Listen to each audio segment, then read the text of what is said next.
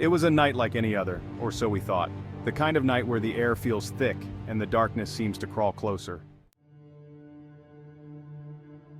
My friends and I had heard the rumors about Bloody Bride Bridge, a remote and decaying structure hidden deep within the woods just outside of town. The locals whispered about the ghost of a bride who had died tragically on her wedding night, cursed to haunt the bridge forever. But we were young, reckless, and eager to prove that it was all just an old legend. As the car rumbled along the narrow, winding road, we could barely see beyond the reach of our headlights. The trees seemed to close in around us, their branches clawing at the windows like skeletal fingers.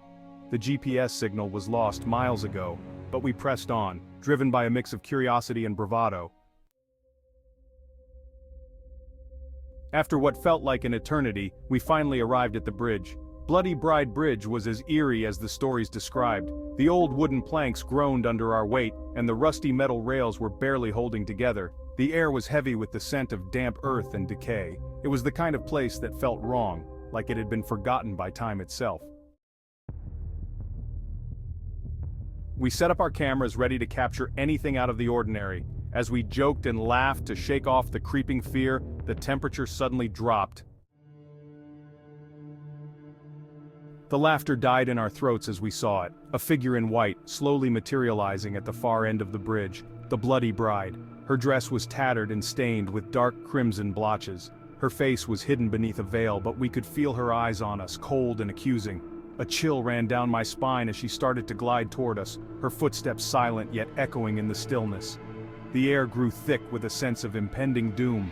My heart pounded in my chest as we backed away, trying to stay calm. But then, the bride lifted her veil, revealing a face twisted with rage and sorrow. Her hollow eyes bore into us, and she let out a blood-curdling scream that shook the very foundations of the bridge.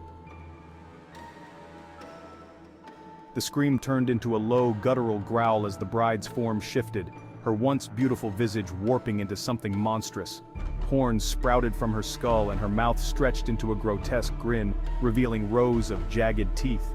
We turned to run, but the bridge seemed endless. The night around us had become a suffocating void, and every step we took felt like we were sinking into quicksand. The demon bride was no longer just a spirit, she was something far worse, something ancient and evil that had been lurking in the shadows, waiting for the right moment to strike.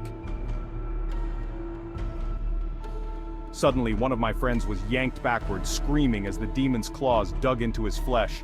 Blood splattered onto the bridge as we desperately tried to pull him free, but the demon was too strong. With a final sickening crunch, she dragged him into the darkness, his screams echoing in our ears.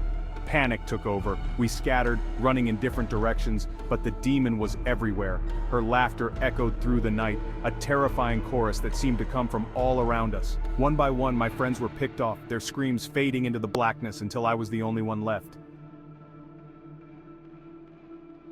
I don't know how I made it out. Maybe the demon grew bored, or perhaps she wanted someone to live to tell the tale. But as I stumbled back to the car, covered in blood and shaking with fear, I knew that nothing would ever be the same. The legend of Bloody Bride Bridge was no mere ghost story. It was a warning, and we had ignored it at our peril.